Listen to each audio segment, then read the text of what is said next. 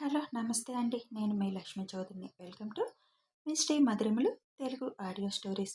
మది కోరిన ప్రణయం పార్ట్ 189తో మీ ముందుకు వచ్చేసాను. కథలోకి వెళ్ళే ముందు చిన్న రిక్వెస్ట్ యార్, లైక్స్ హైప్స్ గురించి. మీరు ఇచ్చే లైక్స్ వల్ల హైప్స్ వల్ల కథ మరింత మందిలోకి రీచ్ అవుతుంది. అది మీ చేతుల్లోనే ఉంది. ఇక కథలోకి వెళ్దాం. దక్ష్ కంగ్రాచులేషన్స్ చెప్పగానే కంగ్రాచులేషన్స్ ఎందుకు అని అడుగుతుంది భూమి. నా నల్లత్రాజు ఇప్పటి వరకు ట్రైనింగ్లో తనకు అప్పగించిన బాధ్యత మొత్తం అనుకున్న విధంగానే సక్సెస్ఫుల్గా ముగించి టాప్ ప్లేస్లోకి వచ్చింది. ఇది బహుశా నీ ట్రైనింగ్లో చివరి భాగం కావచ్చు. దీని తర్వాత ఇలాంటి ప్రోగ్రామ్స్ ఇంకేమీ ఉండి ఉండదు. కాబట్టి ఇది కూడా నువ్వు సక్సెస్ఫుల్గా ముగించుకొని విజయం సాధిస్తావని, నువ్వు అనుకున్న టార్గెట్ రీచ్ అయిపోతావని నాకు నమ్మకం ఉంది. అందుకే కంగ్రాచులేషన్స్ చెప్పాను. Thank you పతిదేవ్. మీ ఆశీస్సులతో ఈ పని కూడా విజయవంతంగా పూర్తి చేయాలని అనుకుంటున్నాను అంటుంది నవ్వుతూ. తప్పకుండా సాధిస్తావు. నీ కష్టం, నీ శ్రమ, నీ తెలివి తప్పకుండా నిన్ను ఉన్నత స్థానంలో నిలబెడుతుంది. నా ఆశీస్సులు కాదు, నా ప్రేమ నీ వెనువెంటే ఉంటుంది అని అంటాడు దక్ష్. మరి ఈ సదస్సుకి మీరు వస్తారా? మీరు కూడా ఒక బిజినెస్ మ్యానే కదా. బిజినెస్ మ్యాన్ అయినంత మాత్రాన తప్పకుండా రావాలని రూల్ అయితే లేదు.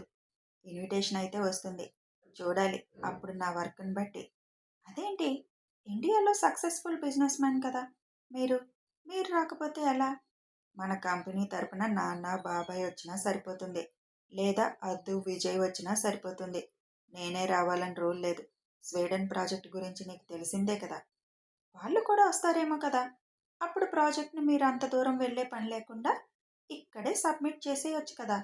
ఆహా, నా నల్లత్రాజుకి బిజినెస్లో కూడా చాలా తెలివితేటలున్నాయి అని అంటాడు నవ్వుతూ.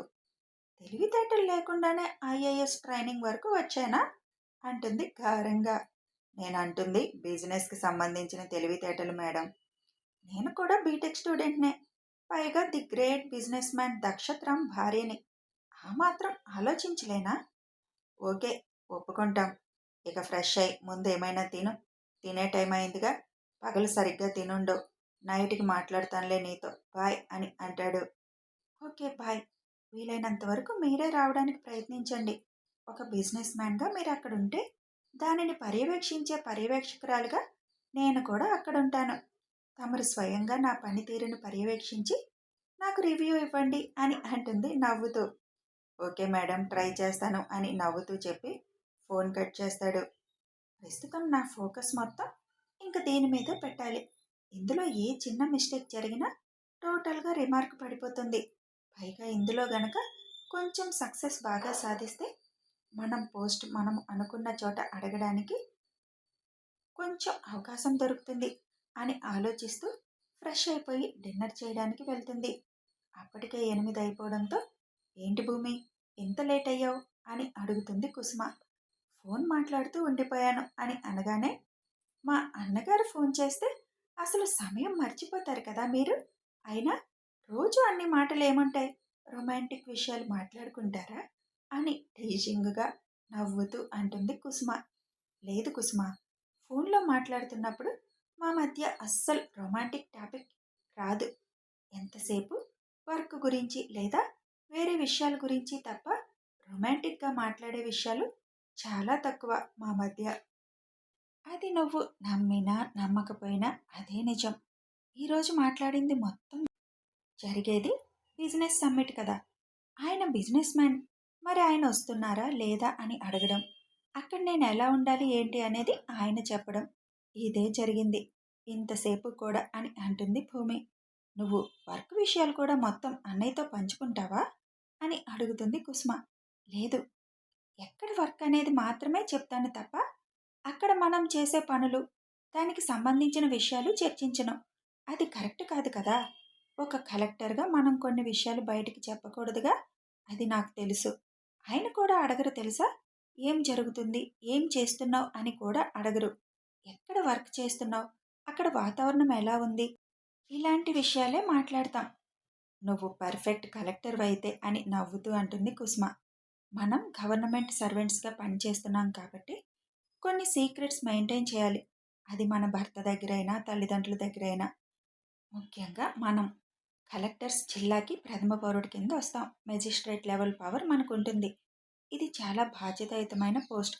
ఇందులో మనం నిలబడాలి అంటే చాలా ఏకాగ్రత, నిగ్రహం, నిజాయితీ, ధైర్యం అన్నీ ఉండాలి. ఏకాగ్రత, నిగ్రహం, నిజాయితీని నేను వదలను. అలా ఉండడానికి నా ఎఫర్ట్ అంతా పెడతా. కానీ ధైర్యం మాత్రం నా భర్త ద్వారానే నాకొచ్చింది. ఆయనే నా ధైర్యం. అలా అని నేను నా పనులు ఆయనకి చెప్పకూడదు కాబట్టి చెప్పను. కానీ ఆయన నాతోనే ఉన్నారు అన్న ధైర్యంతో ముందుకు వెళ్ళిపోతాను అని భూమి చెబుతుంటే, నిజంగా మీ ఇద్దరి ప్రేమ చూస్తుంటే నాకు మాత్రం అర్జెంటుగా పెళ్లి చేసుకోవాలనుంది. కానీ అన్నయ్య లాంటి అబ్బాయిలు చాలా అరుదుగా ఉంటారు కదా అని అంటుంది కుసుమ. ఏమో కావచ్చు.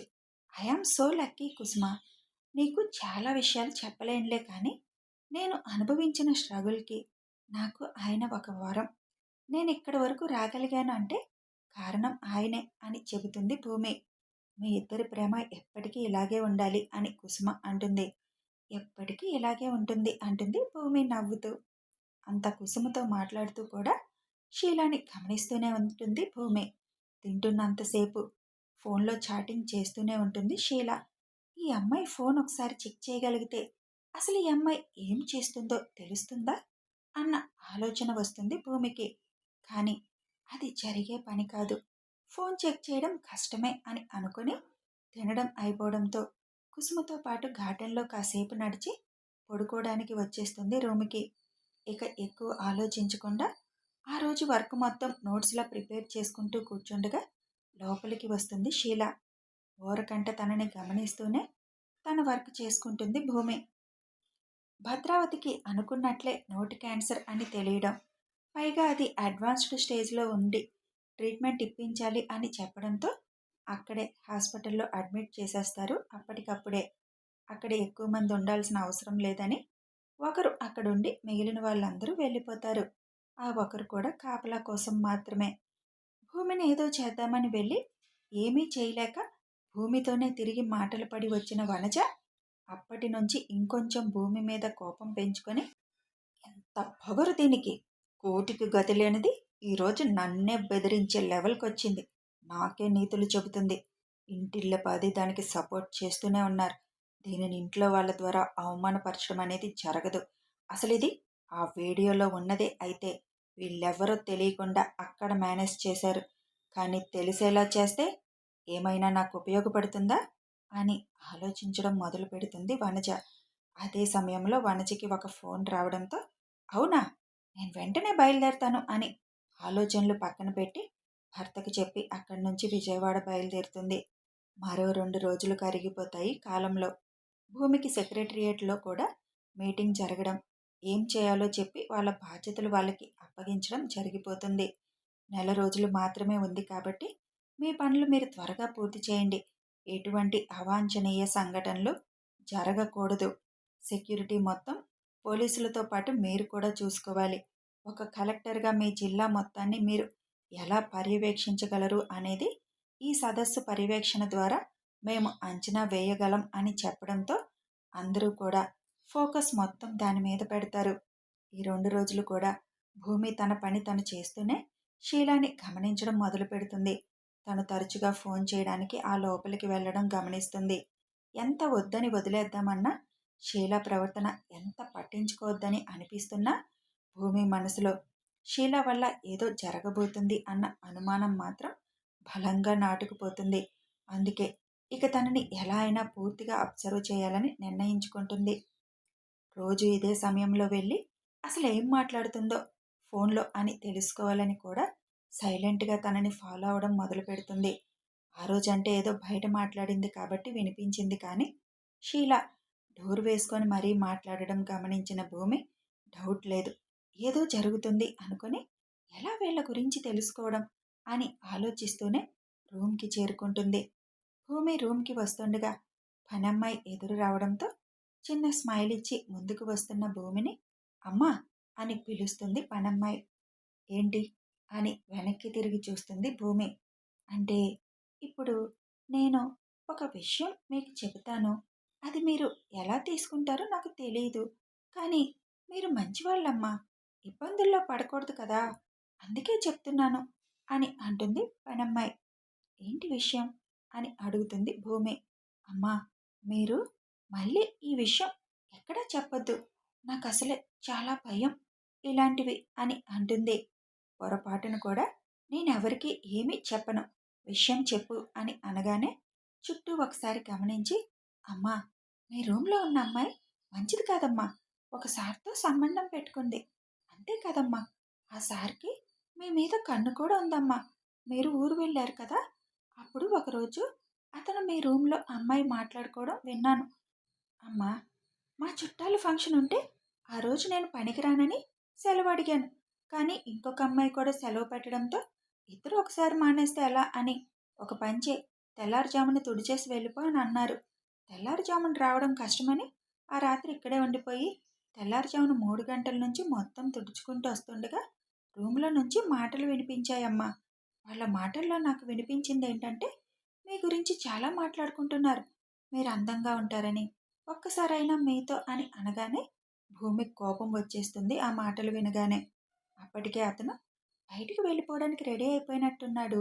తలుపు తీయబోతుంటే నేను గబుక్కున దాక్కున్నానమ్మా.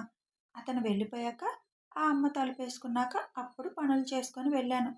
ఈ విషయం మీతో చాలాసార్లు చెప్పాలి అనుకున్నానమ్మా. కానీ భయం. మీరెలా రియాక్ట్ అవుతారో, నేను నిజం చెప్పాననుకుంటున్నారో, అబద్ధం చెప్పాననుకుంటారో తెలియదు కదా! పైగా వాళ్ళకి తెలిస్తే నన్నేం చేస్తారో తెలీదు. ఈ ఉద్యోగం నాకు చాలా అవసరం అమ్మా. మొన్న మీరు నాతో చాలా ఆప్యాయంగా మాట్లాడారు. ఆ రోజే మీకు చెప్పాలి అనిపించింది. కానీ అప్పుడు కూడా ఆలోచించానమ్మా. మీరు మళ్ళీ ఆ అమ్మాయిని విషయం అడిగితే మొత్తం బయటకొచ్చేస్తుందని. కానీ అతని గురించి ఇంకో పనమ్మాయి కూడా చెప్పింది. అతనికి ఆడవాళ్ళ పిచ్చుందని. ఇబ్బందుల్లో పడతారేమో వాళ్ళ వల్ల మీరు అని ఇప్పుడు చెబుతున్నాను. జాగ్రత్తగా ఉండండమ్మా అని చెబుతుంది. ఓకే, నేను జాగ్రత్తగానే ఉంటాను. ఈ విషయం నువ్వు ఇంకెక్కడా చెప్పకు. ఒక్క విషయం నాకు చెబుతావా అని అడుగుతుంది భూమి.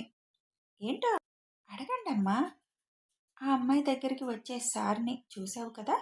ఆయన ఇక్కడ ఎప్పటినుంచి పని చేస్తున్నారు? నువ్వు 10 సంవత్సరాల నుంచి ఉంటున్నావు కదా! నీకు తెలిసే ఉంటుంది కదా! అని అడుగుతుంది భూమి. ఆయన ఈ మధ్య వచ్చాడమ్మా. మీ బ్యాచ్ వచ్చే ముందే. ఒక నెల ముందొచ్చాడు అంతే. ఆయన చూపు అస్సలు మంచిది కాదమ్మా. ఆడవాళ్ళు ఎక్కడ కనిపించినా ఆయన చూపు తేడాగానే ఉంటుంది. వాళ్ళ బ్లాక్ తుడవడానికి వెళ్తుంది కదా ఒక అమ్మాయి. ఆ అమ్మాయి చెబుతుంది. తుడుస్తున్నప్పుడు కూడా అలా చూస్తూ ఉంటాడంట. చిరాకొచ్చేస్తుంది అని చెబుతుందమ్మా. Okay, thank you. మంచి ఇన్ఫర్మేషన్ ఇచ్చావు నాకు అని అంటుంది భూమి. జాగ్రత్తగా ఉండండమ్మా. ఏమైనా చేసి చేస్తారు అలాంటి వాళ్ళు. అసలే ఆ రూమ్‌లోనే ఉంటున్నారు కదా మీరు అని అంటుంది పనమ్మాయి. ఓకే, నేను జాగ్రత్తగానే ఉంటానులే అని చెప్పి అక్కడి నుంచి రూమ్‌కి వచ్చేసి, రాస్కెల్, నా మీద కన్ను వేశావా? ఎవరని అనుకుంటున్నావురా నేను? ఈ విషయం నా మొగుడికి తెలిస్తే జీవితంలో నువ్వు ఇంక దేనికి పనికి రాకుండా అయిపోతావురా సన్నాసి ఎదవ. అసలెవర్రా నువ్వు? 3 నెలల క్రితం ఇక్కడికొచ్చిన అమ్మాయితో సంబంధం పెట్టుకొని ఏం చేయాలనుకుంటున్నారు? తెలుసుకుంటాను. నీలాంటి వాడు ఇలాంటి చోట ఉండడం ఆడపిల్లలకి శ్రేయస్కరం కాదు.